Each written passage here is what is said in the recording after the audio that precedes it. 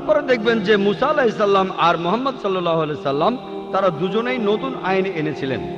তবে বাইবেলের কথা অনুযায়ী যিশু বা ঈসা আলাইহিস সালাম নতুন কোনো আইন আনেননি। বাইবেলের গসপেল অফ ম্যাথিউ 5 নম্বর অধ্যায়ের 17 থেকে 18 অনুচ্ছেদে যিশু বা ঈসা আলাইহিস সালাম বলছেন, ভেবো না যে আমি নবীদের আইন ধ্বংস করতে এসেছি, আমি ধ্বংস করতে আসিনি, পূর্ণ করতে এসেছি।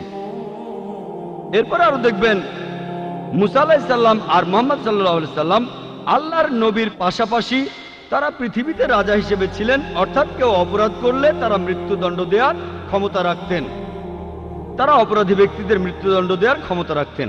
তবে যিশু বা ঈসা আলাইহিস সালাম তার এই ক্ষমতা ছিল না। গসপেল অফ জনের কথা আছে 18 অধ্যায়ের 36 অনুচ্ছেদে যিশু তার নিজের মুখে বলেছেন, আমার রাজত্ব এই পৃথিবীতে নয়।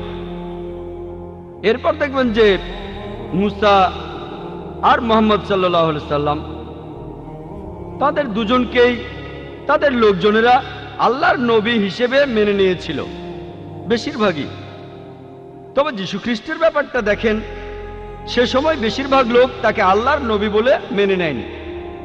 গসপেল অফ জনের 1 অধ্যায়ের 11 অনুচ্ছেদে বলা আছে, সবাই তাকে ত্যাগ করেছিল। তাহলে ভালো করে দেখলে আপনারাও বুঝবেন যে মুহাম্মদ সাল্লাল্লাহু আলাইহি সাল্লাম হলেন মুসা আলাইহিস সালামের মতো, কিন্তু ঈসা আলাইহিস সালাম মুসা আলাইহিস সালামের মতো নন। তাহলে এই ভবিষ্যৎবাণীটা বলছে আসলে নবীজি সাল্লাল্লাহু আলাইহি সাল্লাম সম্পর্কে। এখানে আরো বলা হয়েছে, আমি একজন নবী পাঠাবো তোমার ভাইদের মধ্য থেকে। আর আমরা জানি যে আরবরা হচ্ছে ইহুদিদের জ্ঞাতি ভাই।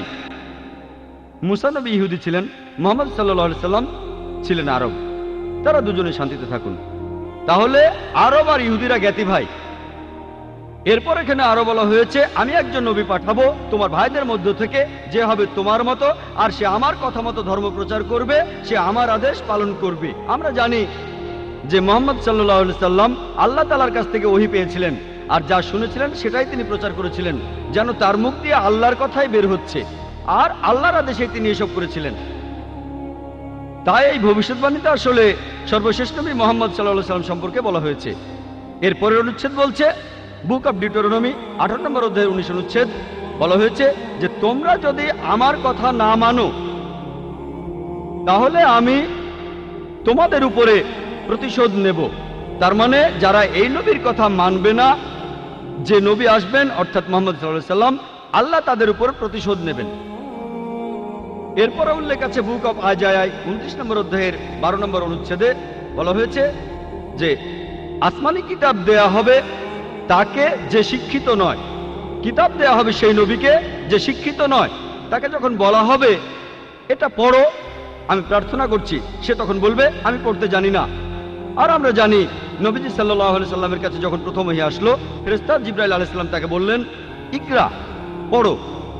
আমাদের নবীজি মুহাম্মদ সাল্লাল্লাহু আলাইহি সাল্লাম বললেন মা আনা বিকারি, যার অর্থ আমি পড়তে জানি না। এভাবে বুক অব আইজায়ার 29 নম্বর অধ্যায়ের 12 নম্বর অনুচ্ছেদের ভবিষ্যৎবাণীটা সত্যি হলো যে আসমানি কিতাব যে নবীকে দেয়া হলো সে শিক্ষিত নয়।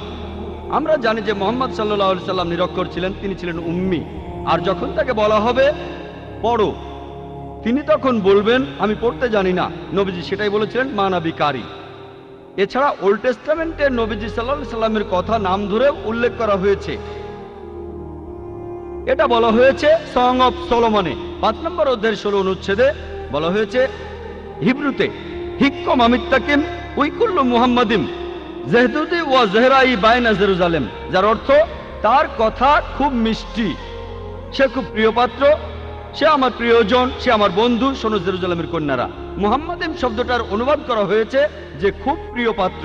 তবে সেমেটিক ভাষায় দেখবেন আরবি বা হিব্রুতে ইম দিয়ে সম্মান বোঝানো হয়। যেমন ধরেন এলো, আল্লাহ এলোহিম, সম্মান দেখানো, তাই মুহাম্মদকে সম্মান দেখাতে বলা হচ্ছে মুহাম্মাদিম, সম্মান দেখাতে এভাবে বলা হয়েছে। তাহলে ওল্ড টেস্টামেন্টে নবীজির নাম ধরেই উল্লেখ করা হয়েছে, কিন্তু এখন যদি পড়েন এটার অনুবাদ করা হয়েছে খুব প্রিয় পাত্র। আসুন এবারে দেখি নিউ টেস্টামেন্টে মুহাম্মদ সাল্লাল্লাহু আলাইহি সাল্লাম সম্পর্কে কি বলা হয়েছে। এখন আমি যদি খ্রিস্টানদের কথা বলি, ওল্ড টেস্টামেন্টে যেসব কথা বলা হয়েছে সেটা তারা মানবে, কারণ এটা তাদের ধর্মগ্রন্থ বাইবেলেরই একটা অংশ। আল্লাহ কোরআনে বলেছেন সূরা আরাফের 157 নম্বর আয়াতে বলা হয়েছে তারা অনুসরণ করে নিরক্ষর নবীকে, যার উল্লেখ রয়েছে তাওরাত এবং ইনজিলে। এরপর সূরা সাফের 6 নম্বর আয়াতে উল্লেখ করা হয়েছে, যিশু বা ঈসা আলাইহিস সালাম ইসরায়েলবাসীদের বলছেন, ইসরায়েলের সন্তানদের, আমি আল্লাহর রাসূল হিসেবে তোমাদের কাছে এসেছি। আমার আগে যেসব নবী এসেছেন আমি তাদের সমর্থক, আর সুসংবাদ দিচ্ছি যে একজন নবী আসবেন যার নাম হবে আহমদ। আর নিউ টেস্টামেন্ট পড়লে দেখবেন যে সেখানে নবীজি সাল্লাল্লাহু আলাইহি সাল্লাম সম্পর্কে অনেক ভবিষ্যৎবাণী তখন করা হয়েছিল। এরপর আছে গসপেল অফ জন 14 নম্বর অধ্যায়ের 16 নম্বর অনুচ্ছেদে বলা হয়েছে, যিশু বা ঈসা আলাইহিস সালাম বলছেন, আমি পিতার কাছে প্রার্থনা করব, তিনি সাহায্যকারী পাঠাবেন যে সবসময় তোমাদের সাথেই থাকবে।